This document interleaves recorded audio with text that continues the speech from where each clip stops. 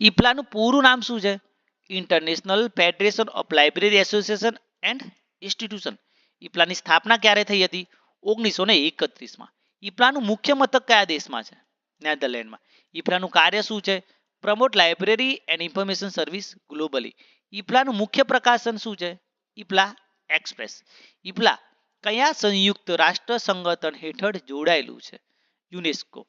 ઈપ્લાનું સામાન્ય સંમેલન દર વર્ષે કયા પ્રકારના શહેરોમાં થાય છે? વૈશ્વિક શહેરોમાં. એએલએનું પૂરું નામ શું છે? American library association. એએલએની સ્થાપના ક્યારે થઈ હતી? 1876માં. એએલએનું મુખ્ય મથક ક્યાં આવેલું છે? Chicago, Illinois. એએલએની મુખ્ય પત્રિકા કઈ છે? American libraries. એએલએ કયા ક્ષેત્રમાં નીતિ તૈયાર કરે છે?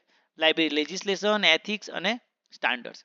એએલએ કોને લાભ પહોંચાડે છે? લાઇબ્રેરી પ્રોફેશનલ્સ અને યુઝર્સને. એએલએ કઈ પ્રકારની ટૂંકાવાર એન્યુઅલ મીટિંગ યોજે છે? એએલએ એન્યુઅલ કોન્ફરન્સ. સિલિપનું પૂરું નામ શું છે? Chartered institute of library and information professional.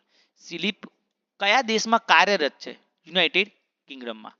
સિલિપની રચના કઈ બે સંસ્થાઓના વિલયથી થઈ? એલએ અને આઈઆઈએસ. સિલિપની સ્થાપના ક્યારે થઈ હતી? 2002માં. સિલિપ કઈ પત્રિકા પ્રકાશિત કરે છે? અપડેટેડ. સિલિપનું મુખ્ય મથક ક્યાં આવેલું છે? લંડનમાં. એઝલિપ પૂર્વ નામ શું હતું? Association of scientific library. Aslib કયા દેશમાં કાર્યરત છે? યુકે. એઝલિપનો મુખ્ય ધ્યેય શું હતો? Facility information management and research. એઝલિપ કોના માટે ખાસ હતું? ઇન્ડસ્ટ્રીયલ અને રિસર્ચ લાઇબ્રેરી માટે. એઝલિપ કઈ પ્રખ્યાત પત્રિકા પ્રકાશિત કરતું હતું?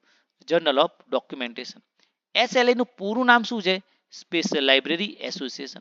એસએલએ કઈ વર્ષમાં સ્થાપવામાં આવ્યું હતું? 1909માં. એસએલએ કયા દેશમાં આવેલી સંસ્થા છે? યુએસએ. એસએલએ કઈ પત્રિકા પ્રકાશિત કરે છે? Information Outlook.